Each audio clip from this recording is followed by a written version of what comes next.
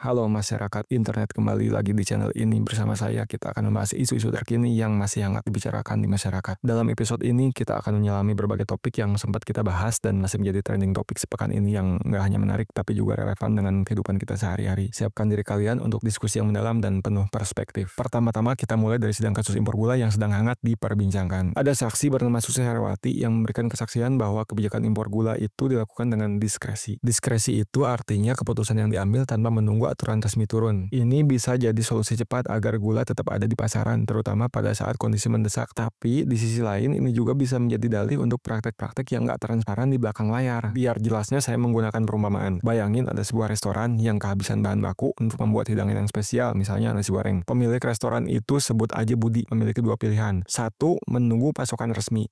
Pak Budi bisa menunggu pasokan beras dari supplier yang udah terdaftar. Tapi ini bisa memakan waktu dan pelanggan mungkin kecewa karena nggak bisa segera menikmati nasi goreng. Kedua, mengambil keputusan sendiri alias diskresi. Sebagai pemilik, Pak Budi mengambil keputusan untuk membeli beras di pasar lokal yang nggak terdaftar sebagai supplier resmi. Dia tahu ini adalah solusi cepat untuk memenuhi permintaan pelanggan, tapi juga beresiko karena nggak ada jaminan kualitas dan mungkin ada masalah dengan transparansi sumber beras tersebut. Dalam kasus Susi Herawati, diskresi ini diibaratkan keputusan Pak Budi yang membeli beras dari pasar lokal. Ini membantu bahwa gula tersedia di pasaran, terutama dalam keadaan mendesak. Tapi sama seperti Pak Budi, mungkin membeli beras dari sumber yang nggak jelas. Diskresi dalam kebijakan impor gula juga bisa membuka peluang untuk praktek-praktek yang nggak transparan. Misalnya, ada kemungkinan bahwa keputusan tersebut diambil untuk kepentingan tertentu, bukan untuk kepentingan publik. Perlu digarisbawahi, Susi Herawati menekankan bahwa keputusan ini diambil dalam konteks yang mendesak. Tapi pastinya banyak yang mempertanyakan apa ini untuk kepentingan publik atau untuk kepentingan segelintir orang. Menurut kalian, ini jenius atau licik? Lebih jauh lagi dalam sidang ini, Susi juga mengungkapkan bahwa kebijakan tersebut tidak didasarkan pada analisis yang mendalam, dan ini menimbulkan kekhawatiran akan adanya penyalahgunaan kekuasaan. Selanjutnya kita geser ke Tom Lewong. Dia mengaku merasa lega karena saksi menyatakan bahwa petani gula itu nggak dirugikan oleh kebijakan ini. Tapi ada yang mengatakan bahwa kasus ini nggak lepas dari bumbu politik, mengingat Tom adalah tim suksesnya Anies Baswedan pada saat itu. Ini menimbulkan pertanyaan, apakah ini kasus hukum yang murni atau sekedar drama politik? Dalam kasus ini, Tom Lembong dan kuasa hukumnya berargumen bahwa dakwaan terhadapnya adalah rekayasa hukum yang muncul akibat perbedaan haluan politik. Mereka menyatakan bahwa audit dari Badan Pemeriksaan Keuangan menunjukkan nggak ada kerugian negara dalam kebijakan impor gula ini. Pastinya banyak yang skeptis kalau hukum di Indonesia itu tajam ke bawah dan tumpul ke atas. Berlanjut ke fakta yang lebih mengejutkan, dalam sidang yang berlangsung, Tom Lembong didakwa merugikan negara sebesar 578,1 miliar karena menerbitkan surat pengakuan impor kepada seluruh perusahaan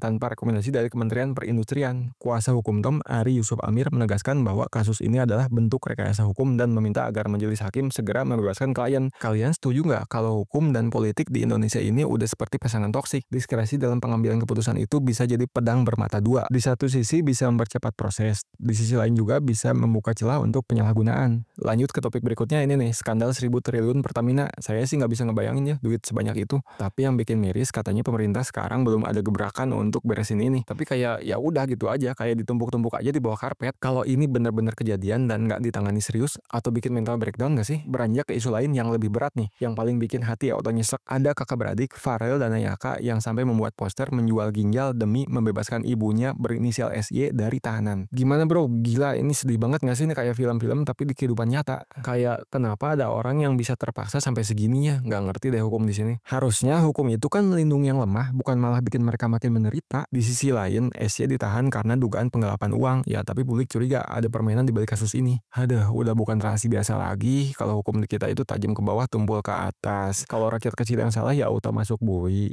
Tapi kalau yang di atas salah, mendadak menghilang kayak bayangan di malam hari. Apa kita harus bikin kelas bela diri biar rakyat kecil bisa bertahan di dunia hukum ini? Oke, next kita ke bahasan tentang RUU Kejaksaan dan Polri. Katanya kalau ini disahkan bakal kasih wewenang lebih besar ke jaksa dan polisi. Lah, bukannya sekarang aja udah gede tuh wewenangnya, jadi buat nambah apa lagi? Ini antara ngasih reformasi atau malah ngasih tiket VIP buat abuse of power. Kalau kalian ada pendapat atau insight lain soal kasus ini, tulis di kolom komen ya. Nah, kita masuk yang sedikit fun dikit ya. Timnas Indonesia menang lawan Bahrain di Stadion GBK. Yes, Garuda di dadaku bro.